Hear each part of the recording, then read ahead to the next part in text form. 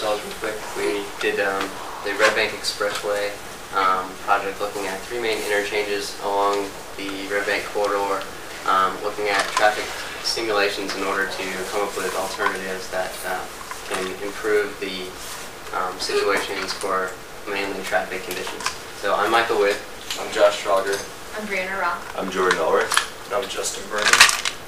And first, we are located in Madisonville on the north side of Cincinnati. And as you can see, we're looking at 3 main interchanges of Duck Creek Road, Madison Road, and Erie. And where all they meet with Red Bank Expressway.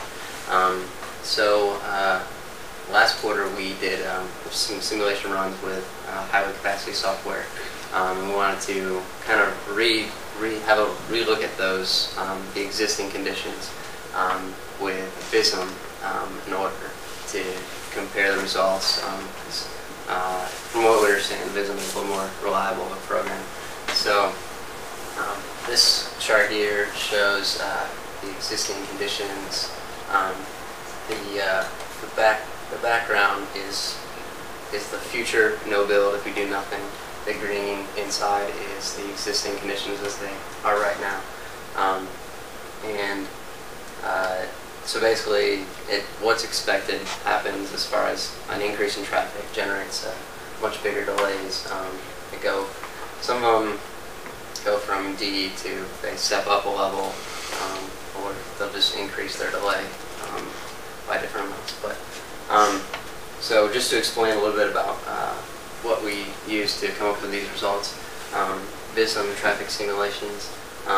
They're designed to model urban traffic networks, public transportation, based on a time step driver behavior model. So it actually models how drivers behave when they're in their car. As far as like you're approaching a vehicle, the driver knows that he has to slow down so he doesn't run into it.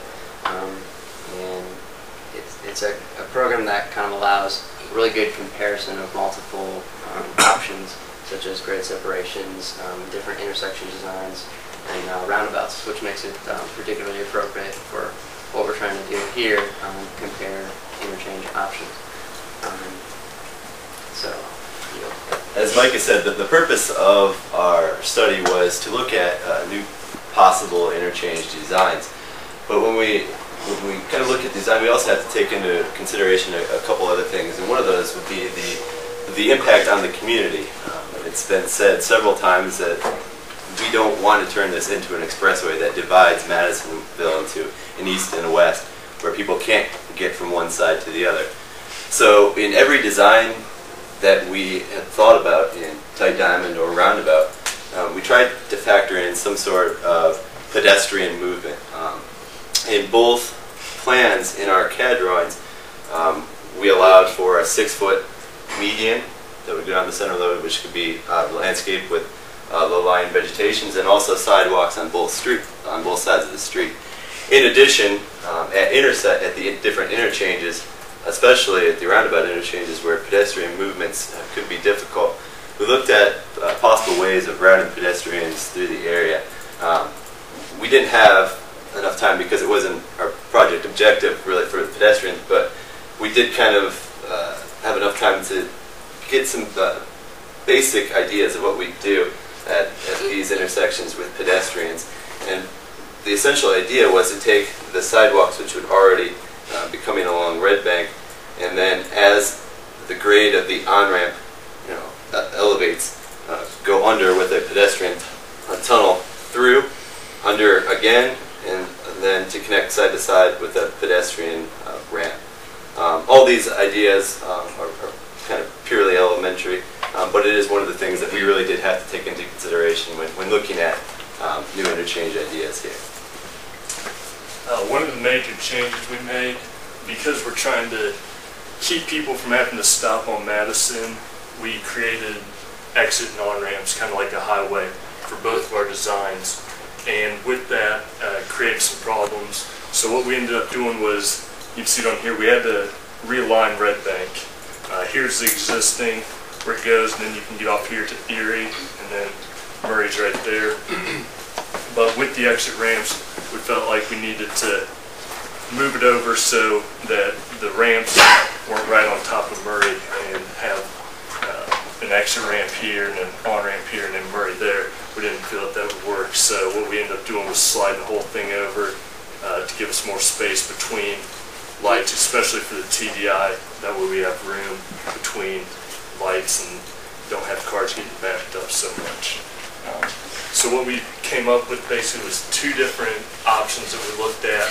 One being TDIs at, which is tight diamond interchange at Madison and Erie, and then a system of ramps at Duck Creek, and also a roundabout option where we put roundabouts at all Duck Creek, Madison, and Erie. And Josh can explain the TDI. Okay, so with the tight diamond interchanges, a particular problem exists at the area between Duck Creek and Madison. The intersections are so close that it creates a unique set of problems that you have to deal with. Our initial thought when we started this project was to build a parallel road to Red Bank Expressway and control access to Duck Creek from Red Bank Expressway and route more traffic through the parallel road. And with talking with the city, we kind of got the idea that people might want to see what it would look like if you were given all options to access Duck Creek from Red Bank Expressway, which ends up eliminating the road, but you really have a crazy set of ramps. You have double merging between Madison and Duck Creek, which everyone likes. And really the two options, there's positives and negatives to both of them. I know when we did our simulations, we really only looked at this option, but there is a lot of work and a lot of land that would need to go into this option. So just kind of consider that when you're looking at these options. Now Brianna's going to talk about Madison and Erie. For Madison, it's the typical